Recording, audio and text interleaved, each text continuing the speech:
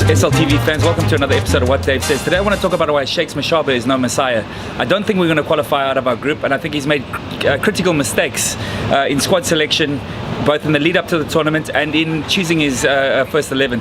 We're now into the third game. We've had three different goalkeepers. Look, you can't contend with individual errors, as we saw with Keat.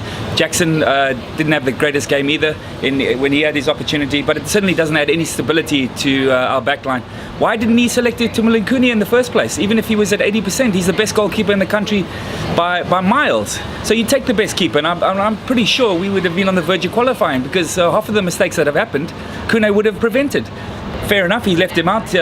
Shakes always does his own thing. And what about the other selections? Tulani Serero, May Mishlangu, Mokocho, Patosi. Yes, Mishlangu and Serero, there were issues about their commitment. Patosi and Mokocho, there was the whole issue with Shakes saying in one of the camps he picked up weight.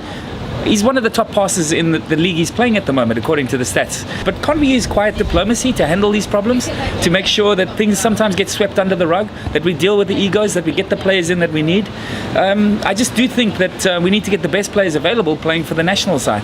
And by making huge expressive statements in the press and lambasting them and turning them against the national team and turning our own people against them, it doesn't make any sense. Do I feel this is the best 11 South African players we can put on a field? No, I don't.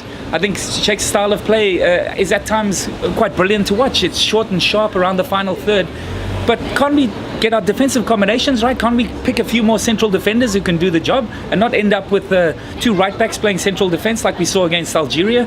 And what's the idea behind choosing Bongani and Delula instead of Vilakazi? Vilakazi's been possibly a bright spot in the side. He's performed very well. He's been very creative and dynamic in terms of helping lead the attack. Now he's on the bench again. That's why I say Shakes is not a messiah, and he needs to face the music if we fail to qualify for the next round, just like any other coach. That's what Dave says. What do you say?